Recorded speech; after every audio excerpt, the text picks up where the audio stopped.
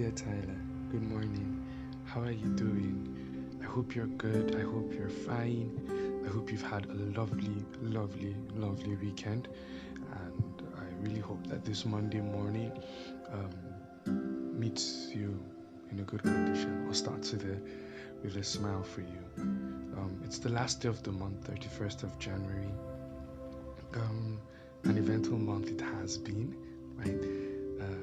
But we're grateful to God for, just helping us see the end of the month. And it's actually moving pretty quickly if you take things into consideration, right? It's actually moving very, very quickly because before you know it now, February tomorrow, and then before you know, you move over to March.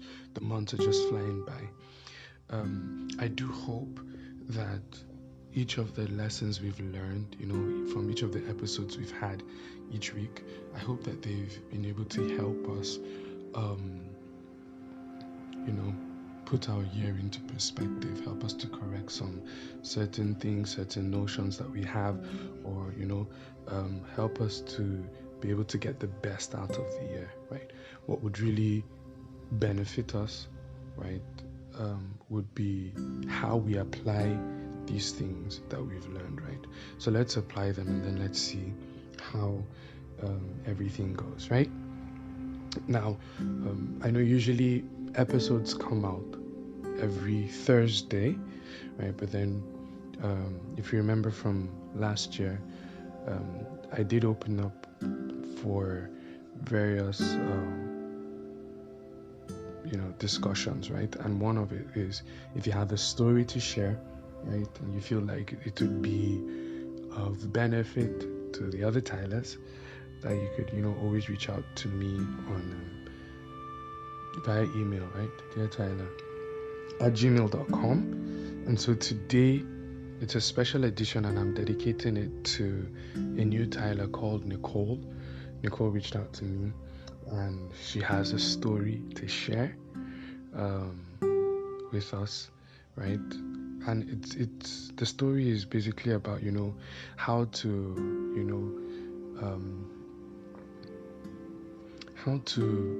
have those difficult conversations. Most times we shy away from some of those tough things, bottling up a whole lot of emotions. We don't like confrontation. For me, I'm the kind of person that doesn't really like confrontation. I've built a system around me that helps me to forbear, in quote, but I've also come to realize that sometimes it's very important to have those difficult conversations for whatever reason it may be. Maybe because we don't want to offend a person, or we're not able to articulate our words correctly, or however it is. Most times we do find ourselves avoiding these conversations, right? And so Nicole reached out and wanted to share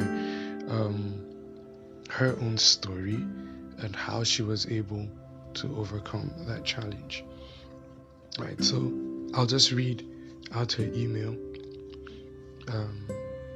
Right, so thank you, dear Tyler. So this is Nicole speaking, right? So just imagine it's Nicole speaking. Thank you for dear Tyler. As a new Tyler, I've listened to a number of your messages and I've loved them all. It's a wealth of lessons, a mixture of humor, vulnerability, quite an art. Well done, and keep doing what you do. Right, so this is me now. Thank you so much, Nicole. Means a lot. So, right, back to Nicole. From now, it's going to be Nicole. Right, so I'm inspired to share one of my stories. Communicating should be easy, right? It's a very vital skill for anyone to maintain effective relationships.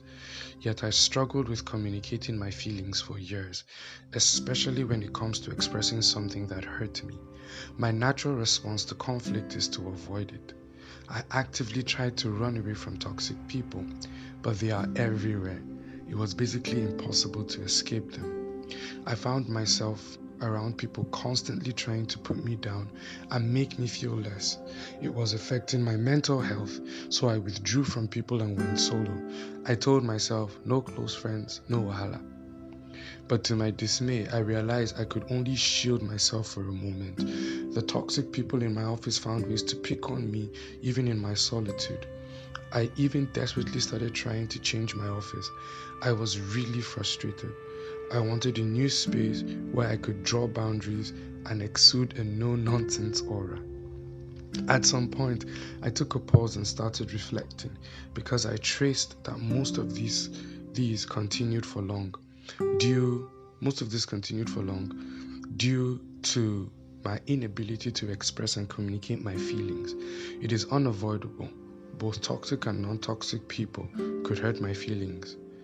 Will I always fight or flight? I needed to find a way to deal. I spoke to my cousin and she recommended 2 books to me. 1. Difficult Conversations: How to Discuss What Matters Most by Douglas Stone, Bruce Payton, and Sheila Heen. Number 2, Daring Greatly: How the Courage to Be Vulnerable Transforms the Way We Live, Love, Parent, and Lead. Breen Brown. That's by Breen Brown. 2 things stood out for me from the first book. Right? So the first book, Difficult Conversations, right? And since it's Nicole's story, there are books that I would definitely recommend we could get, right? I would mention the names of the book after I'm done, right? So back to you, Nicole. So 2 things stood out for me from the first book. Number 1, it doesn't always make sense to discuss feelings. As the saying goes, sometimes you should let sleeping dogs lie. Unfortunately, a lack of skill in discussing your feelings may cause you to avoid not only sleeping dogs, but all dogs, including those that won't let you sleep. Number 2, arguing creates a problem in difficult conversations. It inhibits change. Telling people to change makes it less rather than likely that they will. This is because people almost never change without first feeling understood, right? I started unlearning and learning. I had to accept that though I pride myself gifted in reading and studying people, I needed to stop assumptions. There are generally bad people. However, not everybody is deliberately out to hurt me. I also had to learn that people are not mind readers. If I do not let them know, they probably won't stop. Not everybody pays attention to body languages. Interestingly, there could be instances when it's obviously a deliberate act to hurt me. I need to avoid offense and employ Philippians 4:47. Learning to exist with people on earth is a lifetime school. I am sure there are many ways to deal, but this is just something I learned. Thanks for your time, Nicole. Right, so thank you, Nicole, so much for sharing this story. For me, as an individual, it resonates big time.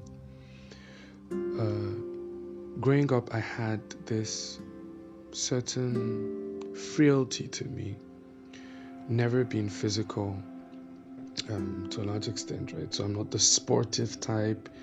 I got bullied a lot, right? So when people did things that hurt me, I generally created, that mechanism of just, bottling up my emotions and not, airing out my views. And I realized that over time, those things persisted. I remember the first day that I stood up for myself, there was this guy in my class, I won't mention his name, but because I used to be picked on by my classmates. And, he used to make jokes about me in class. He would just shout, "Binga, something from so part of the class." And then people would laugh and I'll not say anything.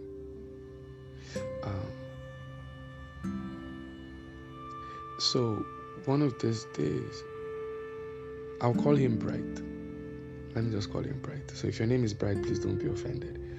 So this day I was in class and Bright was like, "Binga?" I was like, "What is it?" He said, "Give me the definition of monkey." The whole class was just quiet. And then I just turned and I looked at him. Anything that resembles bright. First of all, there was this pin drop silence because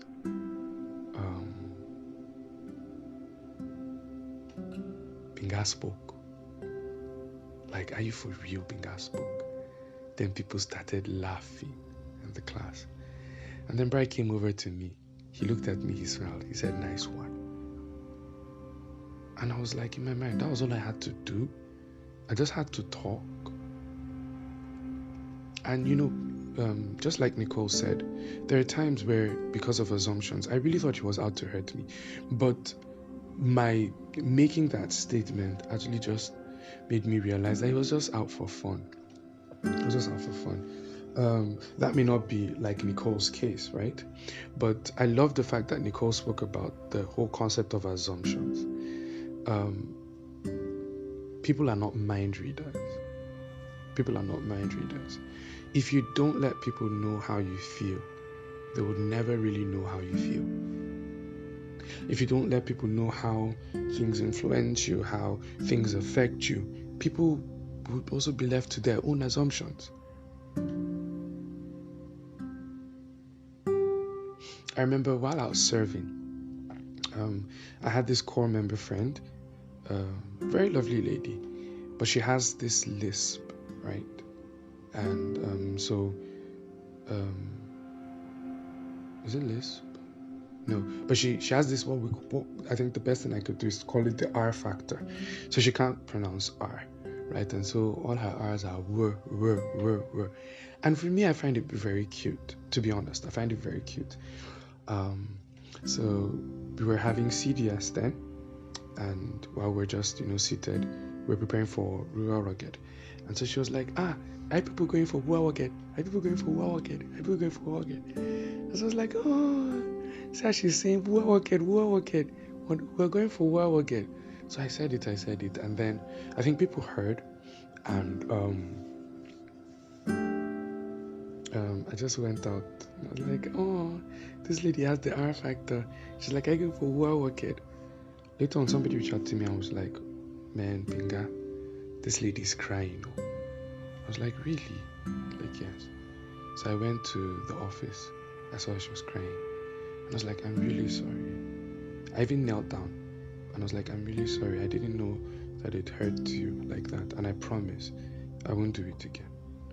And I didn't do it. And then one guy just came in. I was like, this girl said, whoa, okay. I told the guy, better keep quiet. I stood up in her defense. But it was because I became aware that affected her. Naturally, it's not even the right thing to do. Right? But then sometimes, out of ignorance or negligence, we could do some certain things. Right? And so it's important that you air out your views. Right? So just like I made an honest mistake, right? People can also make honest mistakes. People can make honest mistakes. People can really make honest mistakes. So, what do you do? Because the more you keep silent about it, the more they're going to keep doing it. So how do you actually let them know, right, that what they did hurt you? Now, there was something that she mentioned in one of the books that I really love. Arguing creates a problem in difficult conversations, right? It inhibits change. Telling someone to change makes it less rather than likely that they will. So I have a problem with someone, and the first thing that I do is that you better change your ways. The first thing that the person feels is the person builds a wall because they feel you are attacking them. They feel that you are literally attacking them. Right? So this is because people almost never change without first feeling understood. So it's important that in my communications with people that I try to understand from their own viewpoint. Okay, why are you doing this? They're like, it was a joke. So now I understand it was a joke, and I'm like, okay, wow, okay, I really didn't know. I don't really like those kind of jokes. because they affect me this way. But the person will be like, okay, I'm so sorry. The person now knows that you were trying to first understand why they were doing it. So you were first trying to understand them before you being understood. But you were bold enough to be able to find out from them. And it's important that you do that. Nicole mentioned something really paramount. There will be toxic people in your life and non-toxic people. And these people both have the ability to offend you. So what do you do? Now, are you going to fight, or you're going to use the concept of flight? Are you going to confront them, make an issue, or are you going to run away from them? I remember when I was driving, when I learned how to drive, my mom gave me her car, and I remember the first day I climbed the main road, I even hit one of these tricycles, keke. And so I felt really, really bad. The next thing my mom told me, okay, we're driving your aunts to see one of our uncles like that. And it was night. I had never driven in the night. But then, I just started driving, and I could have avoided it and been like, no, I don't know how to drive at night, or, just do some funny things. But I just, drove at night that time. My aunties in the car, they were making noise. In my mind, I was like, Lord, please, I cannot be responsible for the death of a whole generation. And while we were in my uncle's house, because it was evening when I drove them to my uncle's house, in my mind, I was like, please and please, can we leave early? They were just talking, gisting, until it became pitch black. And so I took, I just drove quietly. And,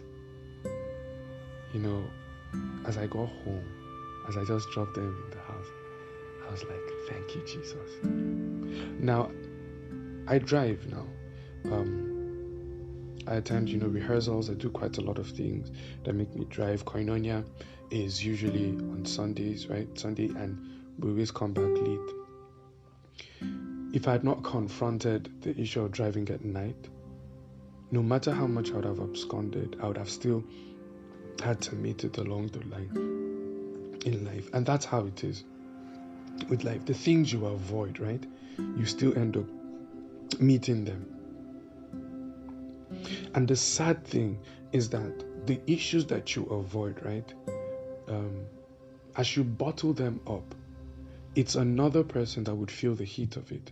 So maybe somebody did something to me 10 years ago, and I bottled it up. I've been bottling things up for 10 years.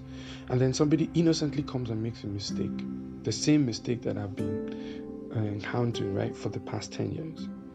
And that's the day I now decide to release it. I released 10 years of hurt into one person's, just honest mistake. And it sends out the wrong impression about me. And so we really, really need to be able to be bold enough, right, to have those conversations. She also mentioned something, said, unfortunately, it doesn't always make sense to discuss feelings, right? As the saying goes, sometimes you should let sleeping dogs lie. Unfortunately, a lack of skill in discussing your feelings may cause you to avoid not only sleeping dogs, but all dogs, including those that won't let you sleep. There are people that are definitely out to hurt you. They are out to hurt you. Now, what you need to do is to really let them know that you are not, you don't condone that kind of attitude. Okay, so your attempt is to hurt me. I don't like it and I don't appreciate it. After you have made that conversation clear, and the person has made it clear that they're out to hurt you, right? All you do is that you just avoid them from that point, right? But then you've clearly stated that this is something that you don't like.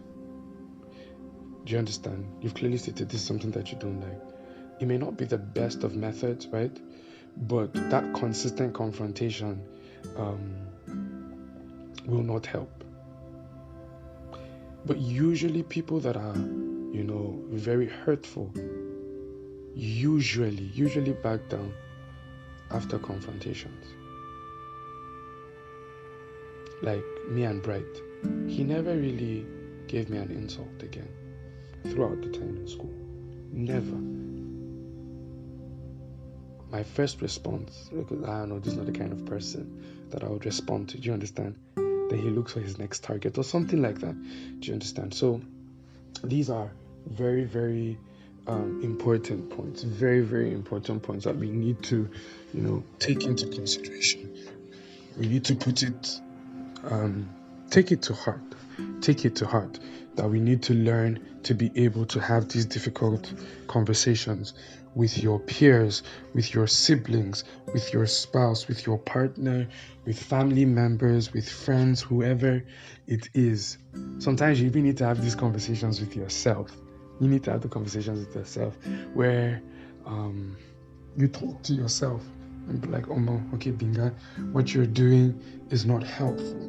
What you're doing is not helpful. We're going to read the scripture that Nicole gave. You get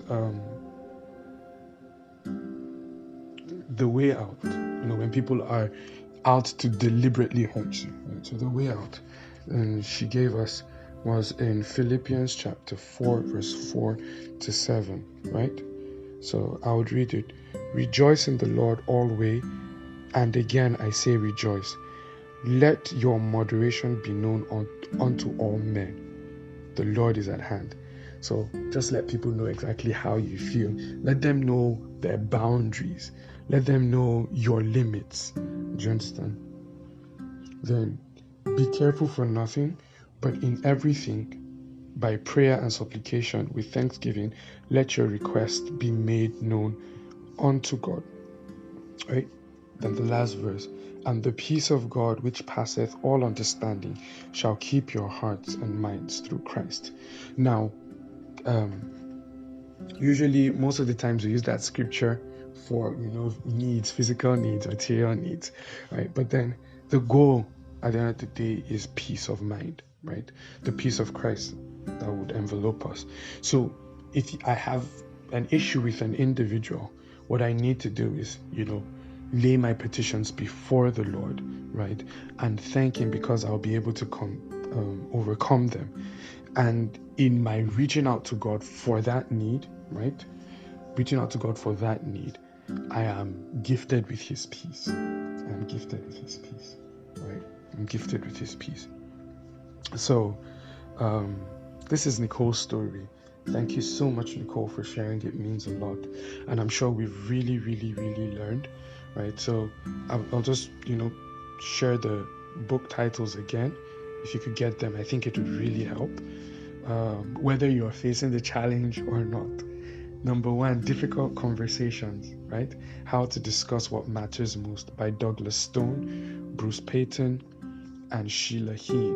And then number 2, Daring Greatly, How the Courage to Be Vulnerable Transforms the Way We Live, Love, Parent, and Lead by Brené Brown. Right? So Brené Brown is Brene, then Brown, right? So so this is the special episode for Dear Tyler today. I really hope it blessed you, right? And so you could always share your stories, you could always share your stories, whether if it's from an episode that blessed you or a personal story that you feel could be of benefit to other people, or even if it's a question. You understand you're going through something and you want to just air it out and then hopefully be able to find solutions. You could always share with us, right? So just send an email at Dear Tyler, right? So the email is deartyler@gmail.com. deartyler@gmail.com. And like I said, your personal information is kept safe. We give you an alias name, right? So nothing about you would have to be known. Right? So, but anyway, so I would love to hear from you. Right? Love to hear from you. Your stories will really, really bless lives too, Tyler. So thank you for your time today. We're getting into February tomorrow. Tomorrow is February, and definitely February, the whole Valentine thing. So most of the topics we'll be discussing would be things about love. Trust me, it's going to be awesome. It's going to be awesome. I hope I will be as hilarious as possible to make it as engaging and mind-blowing, right? So please, tell other people about this podcast, share it with your friends, join us, follow us on social media,